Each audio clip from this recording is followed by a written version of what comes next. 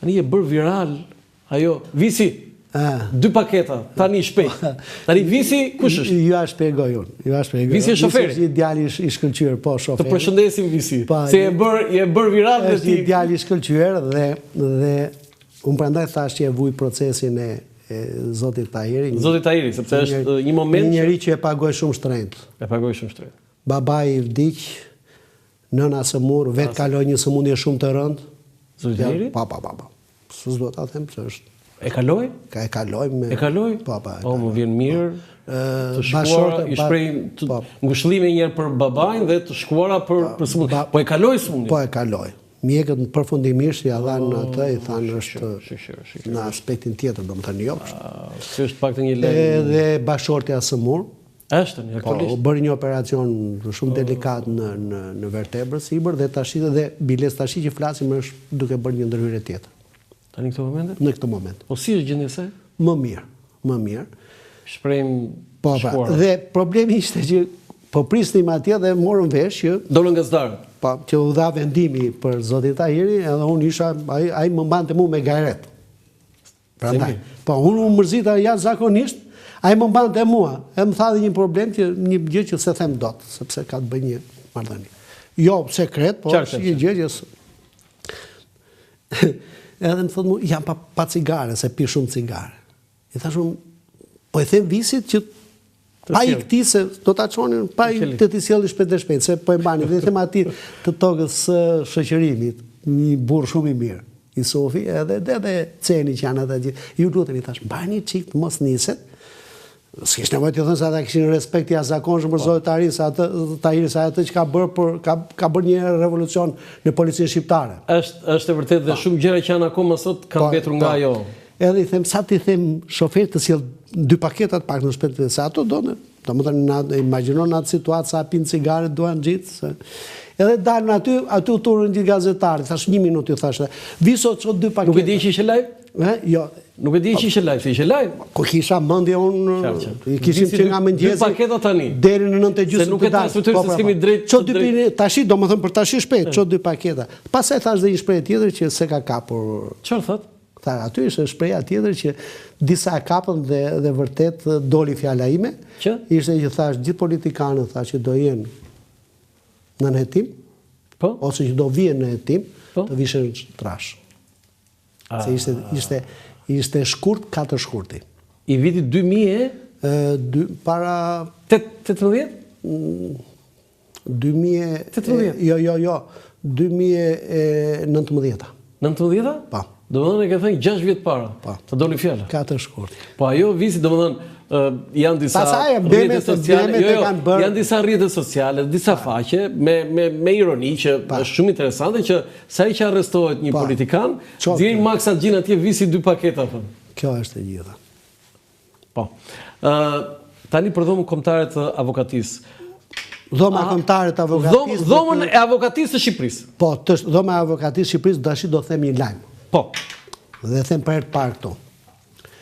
Para 15 ditëve Këshilli i Europës ka miratuar konventën për mbrojtjen e profesionit të avokatit. Që do thot? Që do të thot që parë në analizë të gjithë dhomave të avokatisë në vendet e Bashkimit Evropian, jo vetëm në vend, po dhe më gjërë, sepse Këshilli i Europës ka edhe vende antare që janë antare të Bashkimit Evropian. Është Rusia? Po, Rusia, gjithë ato. Dhe duke patur parasysh që në gjithë këto vendet ish socialiste, ish komuniste, të vendet e lindjes, përfshi dhe Shqipërinë, që nuk kanë respektim të pozicionit të avokatit, dhe që kanë konstatuar shkelje të papara në proces dhe mos përfilljen e gjithë pretendimeve të avokatit. Dhoma e avokatisë në 24 maj të 2008-ës, se e mbaj mend shumë mirë, sepse se lidhët me një ngjarje fatkeqe për dritan në Hoxhën, se atë natë pati aksidenti. Që ndodhi aksidenti, 24 maj ka qenë? 24 maj e 2008-ës kam qenë në Budapest, në mbledhjen e organizatës më të madhe që ka Bashkimi Evropian, që është CCBE, është shoqata e dhomave të avokatit CCB në anglisht, që do të thotë shoqata e dhomave të avokatisë të vendeve të Bashkimit Evropian ku ne u pranuam. Po? Pa qenë Shqipëria, dhe ajo shoqat, ajo organizim na ka mbrojtur neve në të gjitha sumet që na ka bërë ekzekutivi, për tatimet, për kasat fiskale, për gjitha. Dhe aty jepet 2 herë në vit, që janë seansat plenare, por edhe në mënyrë permanente të jepen, raportojnë të gjitha shkeljet që bëhet. Jo shkelje konkrete, po thot për shembull, në sistemin penal në Shqipëri, avokati ka ngre këto pretendime dhe nuk merren konsiderat. Edhe pse po e them edhe një herë, që është një çmenduri e radhës. Gjykata e Strasburgut, vendimet e saj dhe konventat që jep vendimet në zbatim të konventave, të cilat në radhën e zbatimit të hierarkisë të ligjit janë të dytat mas kushtetutës, nuk respektohen nga gjykatat shqiptare. Po çfarë e bëm reformën drejtësinë përse? Po pikërisht pra, që do të thotë, edhe të vim te Erion Velia, në kuadrin e vendimeve të gjykatës së Strasburgut, në ato udhëzime dhe direktiva që ka dhënë ato vendime që janë praktik për të detyrueshme për zbatim nga të gjithë sistemi jonë deri në gjykatën kushtetuese, duhet të dalin në gjykatën e lartë. Ka burg. Duhet të zëvendësohet më. Pra, në këtë kuadër, atëherë duke mbledhur gjithë këtë problematik, Këshilli i Evropës bëri konvent. Dhe konventa do ta miratoj, ta ratifikoj Parlamenti shqiptar, se tash është mbyllur. Qartë. Dhe ajo do ketë shumë ndryshime procedurale. Për shembull, që një kërkesë që bën avokati të zbatuar në ligj, absolutisht gjykata është e detyruar ta zbatojë. Dhe merr autoritet dhe siguri mbrojtja dhe i thot dhe klientit, dhe s'kam nevojë të merret me prokurorin dhe me gjyqtarin, dhe i thot klientit, kjo çështje bëhet sepse është kjo shkelje. Kupton? Ja dhe fatura e pagesës që do paguash, brenda faturës është të vëshëja atjera, dhe më jep vetëm një adresë emaili, një telefon, unë do të njoftoj për rezultatin që është i sigurt. Ose thot që i fillim, shikon, nuk bëhet kjo punë. Dhe mos harxho as kohën, as lek. Po jo se avokati ai pala kundërshtar do paguaj, le të paguajnë, ç'keti. Është e sigurt që kjo vendim do jepet. Pra ky është disiplinimi, dhe autoriteti që merr mbrojtja. Dhe kjo është detyrë e dhomës së avokatisë, ne tash po përkthejmë atë, po përkthejmë në mënyrë profesionale, sepse përkthimin normalisht e bën Ministria e Drejtësisë, sepse ai pasaj raportohet, çohet në parlament që ratifikohet, ai është krijuesi i përmbajtjes eksakt që do zbatohet. Ne do ta bëjmë të ditur në të gjithë dhomat lokale dhe pastaj. Po, zotja Xhia, perceptimi është që avokati dhe prokurori duhet të jenë të barabartë përballë. Absolute. A është sot? Jo. Nuk është. Jo, absolute. Ç'kemi arritur pas sene? Këtë po luftojmë. Çfarë folëm deri tash? Për këtë folëm deri tash. Biles ka dhe një gjë tjetër që mbrojtja e zotit Velia e ngriti dhe përgjigjja e gjykatës ishte për dëshiruar. Tha, sepse me udhëzimet dhe me standardet është që i pandeuri nuk do të rinë në kafas. Do të vi këtu. Ruaj godinën, do të është këtu me mua. Nuk do të rinë në kafas. Nuk do të rinë në kafas. E ke standard të detyrueshëm. Dhe gjyqtari, në kushtet e sinqeriteti, tha, s'kemi standard. S'kemi kushte e infrastrukturë. Sepse kërkon sistemin mbrojtje, sistemin këtë gjë. Atje mbajnë vetëm të rrezikshëm ata që janë agresive, kështu. Zotja Xhia, si po funksionon dhoma avokatisë? Si po ecën, sepse ju her pas here keni trajtuar çështje nga më të ndryshme. Po më detyron që ju të flas për veten, se kështu i thënë. Po jo, ja, po të bëjmë pyetje më konkrete. Sa avokat ka me licencë aktive? Ja, ta them unë. Vetëm po ju them vetëm kaq, që ne kemi filluar avokatinë së bashku me kolegët e mi nga hiçi. E di çdo më thon hiçi apo? Di. 0. Fare. Na ndihmoi zoti imami me 2 ambiente që na dhanë ministri, bëm regjistrat. Bëm provimin e avokatisë, shkollë, bëm provimin, bëm togën, veshje. Togën se si. Bëm certifikatën, bëm kartën vjetore, bëm revistën avokatia, bëm ligjin, me standarde. U pranuam në CCBI. Bëm shkollën e avokatisë që nga 2013 që do kalojnë të gjithë në shkollën e avokatisë. Bëm me mbledhjen e financave, që ishte pa parë, bëm një godinë madhështore që është unikale në Shqipëri që na e mori shteti sepse ishte dhe pronari i tokës, por bëm një deal, një të kënaqim, të mos dëmtoheshim, i tham do zgjedhim një copë tokë dhe këtu marrë dhe shkas të falenderoj edhe zotin Berisha që ndonjë që më njeft që me atë që ka ndodhur po ky çështky që kaq e falenderoj zotin Berisha. Po për një aspekt. Me një fjalë goje ka vënë me vendim qeveria në dispozicion të avokatisë 23.000 metra katror në fushën e aviacionit. Atje kundërtuam. Atje kundërtuat. Ku jeni? Të së vërtetës. Kam dy gjëra kam të shenjta, koreksin edhe mirënjohjen. Mirënjohjen e kam. Nuk toleroj fare të mirënjohjen. Kështu që dhe tani avokatia është në kushte do jem shumë i ndjer keq nëse nuk i them një njeriu atë që meriton. E kuptoj. Po aq them atë që s'meriton, dhe defekt. Këtë e ke treguar më shumë. Kështu që ram dakord me shtetin, na dha tek një territor tjetër, po më në qendër, kuptohet, te qyteti studentit. A pse po bëhet tjetër tani? Po, kemi bërë gati dhe besoj në Ndor, tetor në Ndor fillon shkolla në ato ambiente se hapër po e bëjmë tek UET-ja, sepse e bëjmë bazite shkollë. Tani do ta ndryshojmë. Kemi ambientet me zyrat, me gjithë. Edhe zyrat dhe shkollën. Të gjitha goditë shkolla. Sa zgjat shkolla? 9 muaj. 9 muaj, do të thonë si çka që. Por është një shkollë kualitative, sepse nuk përsëriten dijet e marra në universitet. Edhe pse studentët vinë me shumë defekte, sepse vinë nga arsimi privat edhe publik, që ne jemi detyruar të rikuperojmë, të sillim në një stad gjithë, dhe atje bëjmë vetëm nivelin e lartë të njohurive profesionale. Tani, thjesht për kështu, si nuk është bërë ai konvertimi atyre që diplomojnë jashtë për juriste dhe nuk janë pjesë e sistemit drejtësisë? Këtë se kam kuptuar asnjë. Jo të avokatisë, po. Jo, i bëjmë neve. I bëm Ministria e Arsimit, do sjellësh dokumentat, bëj konvertimin, po, për drejtësi. Për drejtësi. A ka të drejtë një që është diplomuar jashtë të jetë pjesë e SPAK-ut për shembull? E institucionet të drejtësisë. Si të jetë pjesë? Do t'i kualifikohet, do t'i ekuivalentohet diploma nga Ministria dhe pastaj ai kjo është bërë. Po, ai do të rritë 3 vjet në një punë. Mirë, pastaj në profesion që të futet në shkollën e magjistraturës. Pastaj duhet bëjmë magjistraturën këtu patjetër. Patjetër që të vesh prokuror dhe gjyqtar. Këtu. Po. Mund të kesh provuar edhe në Harvard dhe pa bërë magjistraturën. Jo, s'futesh. Jo, është absolutisht. Reforma këtë solli të re.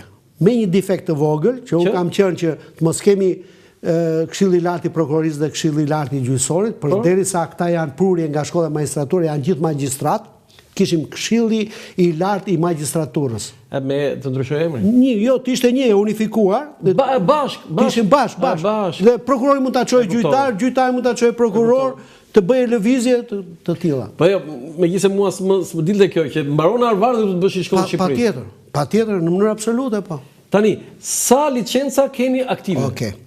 Atëre, numri i licencave që kemi të dhëna janë rreth 14.000. 14.000. Në total? Total, po që do të thotë, me gjithë ata që kanë ndruar jetë. Me gjithë ata që kanë ndruar jetë? Po, patjetër, sepse e merr atë numër dhe është numri jot i përjetshëm. Ai nuk trashëgohet atje? Jo. Shumë nëse kam numrin 7 po ja fuskotun, atë numër se zën dot njëri. Mbetet në regjistër, në database. Edhe të jesh aktiv edhe jo aktiv, nuk. Kemi avokatët aktiv dhe jo aktiv. Sa aktiv keni? Aktiv ne kemi 2200. Numri madh apo numri vogël? Në raport me popullsinë ka një tejkalim. Po kjo tregon që ka punë. Po ne në vitet 20 kam thënë njëherë në renditëshim nga vendet e para në Evropë. Po. Dua të them dhe një gjë që në raportin e këtyre statistikave, të cilat ne kemi shumë të detajuara, natyrisht s'ka nevojë të hyj hakera se i kemi publike. I kemi faqen tonë të dhomës. Trajnimet janë të detyrueshme. Përveç se bën shkollën, pastaj kur del në profesion, do bësh trajnime të detyrueshme që janë me sistem kredish. Që po s'mor ato s'ta jap kartën vjetore. Që vjen. Tani, sa licenca keni hequr? Se kjo është pyetja më e rëndësishme. E reja që solli ligji i ri avokatisë, ndryshimet që bëm ishte edhe krijimi i komitetit disiplinor. Po që zoti Doja, kryetar. Po, sot, aktualisht. Dhe komiteti disiplinor ka një kuadër ligjor se si vepron, për procedurat.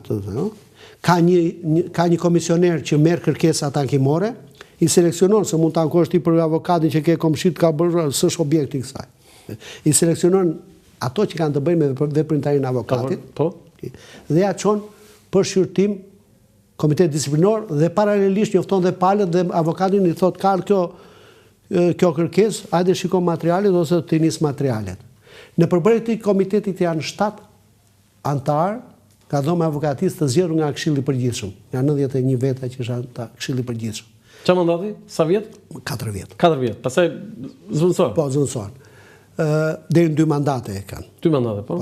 Dhe janë një përfaqësues i KLP-s, i Këshillit Lart Prokurorisë, një përfaqësues i Këshillit Lart Gjyqësor, një përfaqësues i ministrit dhe një nga bota akademike. Në këtë Kjo ka qenë një iniciativë e imja për t'i treguar këtyre institucioneve, natyrisht për të mos kenë mazhorancën, sepse është trup e dhomës, për t'u treguar atyre që t'u hapim dritarët, shikoni ç'a ndodh në avokati dhe jeni vetë pjesëmarrës, kështu që mund të reklamoni çfarë do lloj familjariteti në komisione këtë të gjitha. Dhe sa licenca kanë hequr këta? Licenca janë hequr gjithsejt, janë rreth 180 procedime disiplinore që variojnë nga gjobat, nga kthimi i shumës që i ka marrë klientit, nga paralajmërimet, deri në 12 licenca të hequra. 12 licenca. Ku ishin këto në Tiranë apo në gjithë Shqipërinë? Kur them licenca, edhe të pezulluara. Dhe kemi dhe gjë sipas ligjit, kush avokat dënohet penalisht, atij ndalohet me ligj për 5 vjet të mos ushtrojë profesionin avokat. Tani këtu më ngasmon me ata që u larguan nga vetingu. Po, ata që prokurori gjykatës, ju i keni strehuar? Natyrisht, është një shiko. Do të kuptoj një gjë. Të drejtat e fituara nuk mund të hiqen, Po ai është larguar për korrupsion. Prit një minutë. Jo, korrupsion nuk është larguar për korrupsion. Se unë korrupsion njoh kur ka i vendim penal. Ata që janë larguar, që pretendon komisioni vetimit, nuk e ka bërë asnjë kallëzim. Aty që ka kallëzuar dhe është dënuar, atë se pranojnë. Atë se pranojnë. Do sa ky i larguar. Flasim, se po them dhe një gjë konfidenciale, por që është dhe bukur, që çdo të thotë ti je jurist. Kur pa diskutuar me Këshillin në komisionin e ligjeve, ishin për t'ja heq fare të mos vinë edhe këta 15 vjet në trupin e avokatëve, edhe ca ishin tjerë që jo është një profesion i lirë, dhe unë isha me atë që është profesion i lirë për sa kohë e ke fituar këtë titull. Dhe ndërkombëtarët në debat me mua më thanë, jo pashu, thashëm, po në vendin tuaj si është. Domethënë, mos na kërkoni një gjë që në vendin tuaj se keni. Po. Ata bënin taktik tjetër, taktikisht u futën në parlament ka një me amendament në sallë, që quhet në seancë. E futën që të mos jenë. Të gjithë ata që largohen nga vetingu të mos jenë avokat. Ç'a ndodh? Dhe një nga ato më thotë mua, avokat, ta hodhëm, kështu i thashën, jo, s'ma keni hedhur mua, e pare punës është sepse ka 2 kategori. E pare punës është ka prokurorë gjyqtar që e kanë licencën.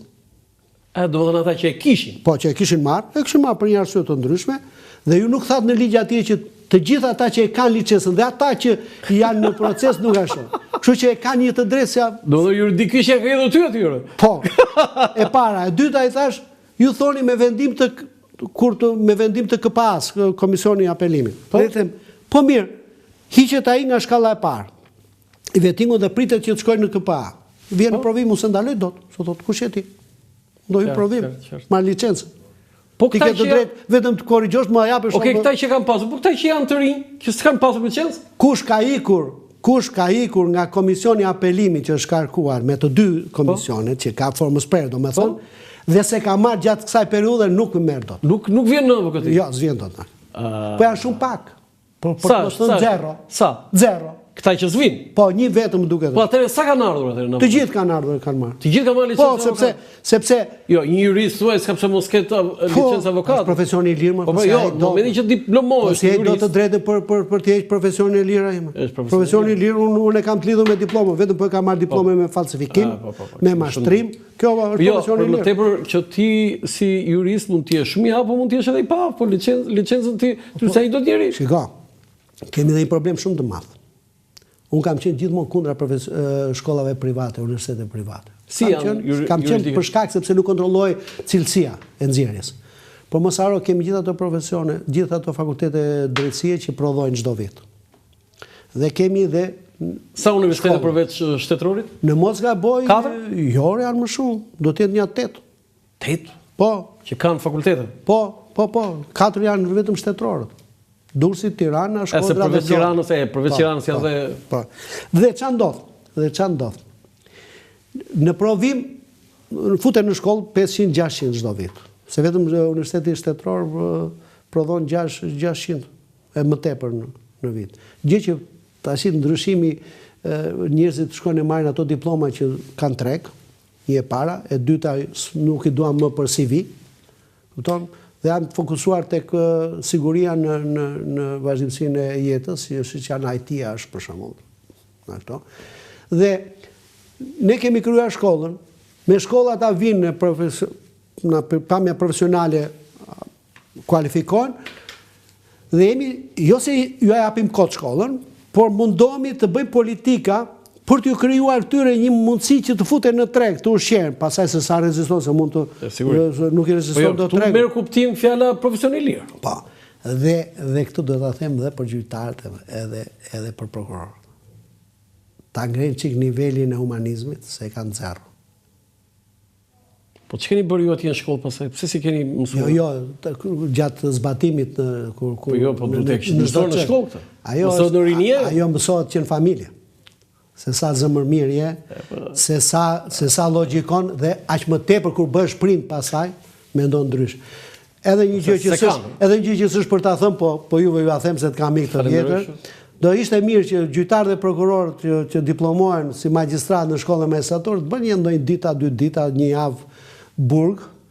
Dhe do ishte mirë në bis që kur japin ato vendimet me burg, ta dinë që janë vite burgur, nuk janë vite, sepse një të shtunë i të djelë që bie shiri në shtëpi çmendesh, jo të vesh dhe në burg. Prandaj do t'i jesh shumë i ftohtë.